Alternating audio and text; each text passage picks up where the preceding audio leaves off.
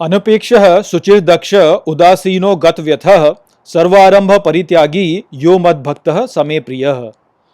नमस्कार मित्रों। ये जो श्लोक है भगवत गीता के 12वें अध्याय का 16वां श्लोक है, जिसे हम आज गहराई से समझेंगे। तो आइए सबसे पहले इसके अर्थ को समझते हैं। तो जो श्लोक है वो कहता है, अनपेक्षः शुचिर्दक्ष, अर्थात संसार से ध्यान रहित स्वच्छ कुशल, उदासीनो गत व्यथः, अर्थात उदासीन जिसकी व्याकुलता समाप्त हो गई है, सर्वारंभ परित्यागी, अर्थात सभी उद्योगों का परित्यागी, यो मद भक्त समे प्रिय, अर्थात वो मेरा भक्त मेरा प्रिय होता है।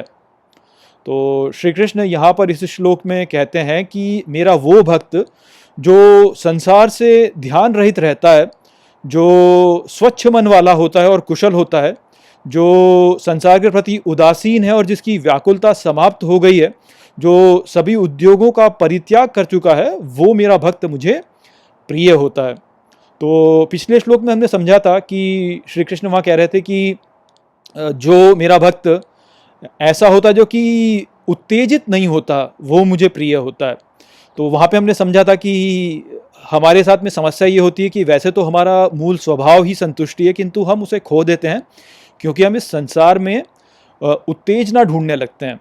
अब यहाँ पर इस श्लोक में श्री कृष्ण समझा रहे हैं कि जो व्यक्ति उत्तेजना नहीं ढूंढता है उसके साथ में क्या होता है और किस प्रकार से वो श्री कृष्ण को प्रिय हो जाता है। तो आइए इसको थोड़ा और विस्तार से समझते हैं कि जो व्यक्ति उत्तेजना नहीं ढूंढता है वह कैसे अपने जीवन की गुणवत्ता को बढ़ाता चला जाता है और शांति को प्राप्त करता है।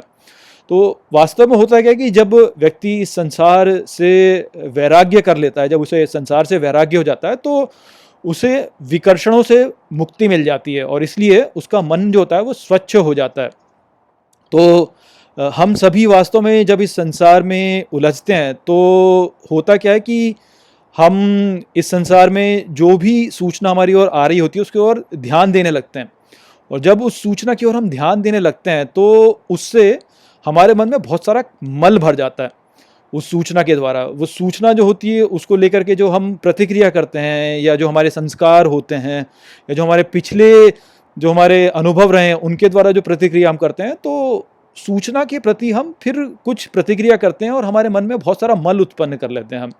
तो आप इस विचार को शेयर बाजार के उदाहरण से समझ सकते हैं। देखिए, शेयर बाजार जो है वह ऊपर जाता है, नीचे जाता है, उसमें बहुत सारी शोर होता है, उसमें बहुत सारा ऊपर जाएगा नीचे जाएगा, ऊपर जाएगा नीचे जाएगा। तो ये होता जब है तो लोग क्या सोचते हैं कि अच्छा ये शेयर बाजार ऊपर गया या नीचे गया तो ये किसी कारण से गया। हमारे भीतर ये प्रवृत्ति है कि कोई भी घटना हो तो हम उसके लिए कुछ ना कुछ कारण ढूंढ ही लेते हैं। तो अब इस संसार में बहुत सारी घटनाएं हो रही हैं, एक समय पर बहुत सारी घटनाएं हो रही होती हैं। कहीं पर कोई राजनीतिक संगठन जो है वह शक्ति में आ रहा है, कहीं पे कुछ युद्ध हो रहा है कुछ राष्ट्रों के बीच में, या कहीं पर किसी उत्पाद की जो उसका मूल्य है वह ऊपर नीचे हो रहा है, या कहीं कोई प्राकृतिक आपदा आ रही है। तो ये जो सारी घटनाएं हो रही होती हैं, हम इनको शेयर बाजार के साथ में जोड़ करके देखते हैं कि अच्छा शेयर बाजार ऊपर इसलिए गया क्योंकि ये घटना हुई। अब वो सत्य है कि नहीं है ये हमें नहीं पता, किंतु हम स्वयं से एक कहानी गढ़ लेते हैं और उस कहानी को लेकर के हम ये बोल देते हैं कि अच्छा शेयर बाजार इसलिए ऊपर गया या इसलिए नीचे गया। तो जो अव्यवस्थित मन है वो इसी प्रकार से सोचता है कि वह हर घटना के प्रति एक कहानी स्वयं निर्मित कर लेता है। तो जैसे शेयर बाजार ही हो गया, तो शेयर बाजार में मान लीजिए कि नीचे गया तो अरे ये युद्ध हो गया इस कारण से शेयर बाजार नीचे गया, या अरे ये पार्टी आ गई शक्ति में तो इस कारण से शेयर बाजार नीचे गया। तो इस प्रकार से एक कहानी बना लेता है और उस कहानी के अनुसार फिर भविष्य की कल्पना करने लगता है कि अच्छा भविष्य में ऐसा होगा, भविष्य में वैसा होगा, और फिर उसके अनुसार जो है कार्य करने लगता है। तो ये जो कार्य करना होता है ये एक अव्यवस्थित मन की क्रिया होती है, जहाँ पर कि अपने मन से व्यक्ति ने एक कहानी बना ली अपने सीमित तर्क द्वारा, और फिर उसके द्वारा भविष्य को पूर्ण रूप से मान लिया कि ऐसा ही होगा और फिर उसके अनुसार कार्य करने लगे। तो ऐसे व्यक्ति जो होते हैं वह जीवन में बहुत से अनुचित कार्य कर बैठते हैं, क्योंकि उनकी कथा जो होती है जो उन्होंने बनाई है वह कभी भी संपूर्ण नहीं होती, क्योंकि हमें संपूर्ण ज्ञान कभी है ही नहीं। क्योंकि हमें संपूर्ण ज्ञान नहीं है इसलिए हम संपूर्ण सत्य को नहीं जानते। मानव व्यवहार जो होता है वह बहुत ही जटिल है, वो किस प्रकार से होगा ये हम सोच ही नहीं सकते, हम उसकी कल्पना ही नहीं कर सकते। किंतु जब कोई व्यक्ति शेयर बाजार को इस प्रकार से देखता है और उसमें इस प्रकार से निवेश करता है तो वो स्वयं को हानि करा लेता है, क्योंकि वो एक निराधार कथा के आधार पर आगे की जो भविष्यवाणी है वो कर रहा होता है। अब हो सकता है कि वह लाभ उठा भी ले, किंतु वह केवल अकस्मात रूप से होगा, उसमें कोई मूल भार नहीं है। वहीं पर जो व्यक्ति ऐसा है जो कि जानता है कि शेयर बाजार जो है ऊपर नीचे जाता है, ऊपर नीचे जाता है, किंतु लंबे अंतराल में ये ऊपर ही जाता है, वो क्या करता है, वो इन सब घटनाओं पर ध्यान नहीं देता। उसे पता है कि मैं यदि शेयर बाजार में आज निवेश करूंगा तो आज से कई वर्षों पश्चात ये जो शेयर बाजार होगा इसका मूल्य ऊपर जा चुका होगा। तो वह इन घटनाओं पर ध्यान नहीं देता, वह केवल निवेश करता है और भूल जाता है।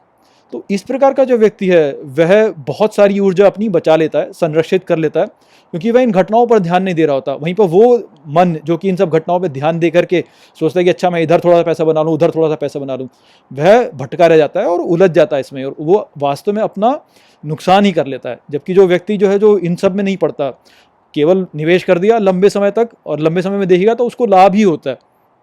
तो ये अंतर है एक अव्यवस्थित मन में और एक व्यवस्थित मन में। आप इसको ऐसे भी देख सकते हैं कि देखिए ट्रैफिक जब होता है, अब मुझे भारत का नहीं पता, किंतु जो विकसित देश हैं जहाँ पर कि लेन का पालन अच्छे से होता है, वहाँ पे आप देखिए कि जब ट्रैफिक होता है उसमें यदि कोई व्यक्ति ऐसा है जो कि बार बार लेन चेंज करके इधर उधर जा रहा है, वो सोचता है कि मैं लेन चेंज करके आगे चला जाऊँगा, किंतु वह स्वयं को ही कष्ट देता है, वो कभी भी वो आगे नहीं जा पाता है। वहीं पर वो व्यक्ति जो कि एक ही लेन में चलता रहेगा वो भी उतना ही लगभग पहुंच जाता है या थोड़ा मोड़ा अंतर भी होता है। किंतु ये सोचिए कि जो ऊर्जा उस व्यक्ति ने व्यर्थ की लेन चेंज करने में, वो कहीं अधिक हानिकारक होती है, जबकि जो व्यक्ति जो कि केवल एक ही लेन में चलता रहा उसने अपनी ऊर्जा को संरक्षित कर लिया, उसने अपने प्राणों को संरक्षित किया। तो इस प्रकार से उसका मन भी शांत रहा और वह अपने जीवन को शांति से जी सका। तो जो उत्तेजना ना खोजने वाला व्यक्ति होता है उसके साथ में ऐसा ही हो जाता है, उसका मन जो होता है शांत हो जाता है और वो स्थिर हो जाता है।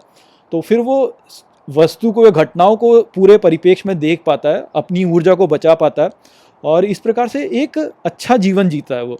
तो इस संसार में चल रही सभी घटनाओं पर ध्यान न देने के लिए हमें अपने मन में ये एक उत्तेजना को ना खोजने की जो प्रवृत्ति है उसको विकसित करना होगा।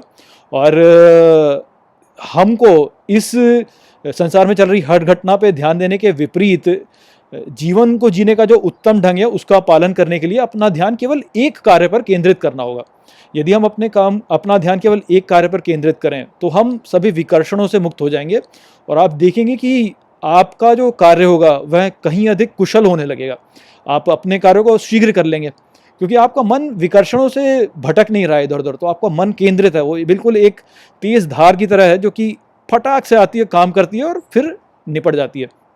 तो इस प्रकार का जो मन है उसको यदि आप विकसित कर लें तो आप देखेंगे कि आपके जीवन में शांति बढ़ती चली जाएगी। आपको विकर्षणों की ओर भागने की आवश्यकता नहीं है, अपने मन में शांत रहेंगे, शांति से बैठे रहेंगे और अपने उस संतुष्टि को आप प्राप्त कर लेंगे जो कि हमारा मूल स्वरूप है। उस संतुष्टि को आप प्राप्त करेंगे। अब यहाँ पर एक और बात जिस पर हमें ध्यान देना वो ये है कि एक कार्य पर तो हमें ध्यान देना ही है, किंतु साथ में हमें अपने कर्म के फल का भी त्याग कर देना है। तो यदि व्यक्ति अपने कर्म के फल का त्याग कर दे तो तुरंत शांति प्राप्त करेगा, क्योंकि फिर तो वो सभी कार्य जो श्री कृष्ण के लिए कर रहा है। तो अपने कर्म के फल का त्याग कर दे और केवल एक ही कर्म पर ध्यान केंद्रित करे, विकर्षणों से दूर रहे, तो आप देखेंगे कि ऐसा जो व्यक्ति होगा वो शांत होता चला जाएगा, शांत होता चला जाएगा, शांत होता चला जाएगा और उसके जीवन की जो गुणवत्ता है वो बढ़ती चली जाएगी, बढ़ती चली जाएगी, बढ़ती चली जाएगी और शांति प्राप्त करके वो ईश्वर को प्रिय हो जाएगा। तो वही संदेश यहाँ पर श्री कृष्ण का था कि मेरा वो भक्त जो कि विकर्षणों से दूर रहता है, जो कि केवल एक कार्य पर ध्यान केंद्रित करता है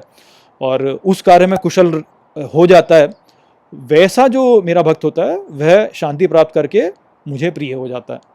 तो आशा करता हूँ कि मैंने इस श्लोक को आपको अच्छे से समझा दिया होगा। चलिए इसी के साथ इस वीडियो को यहीं पे समाप्त करते हैं। नमस्ते।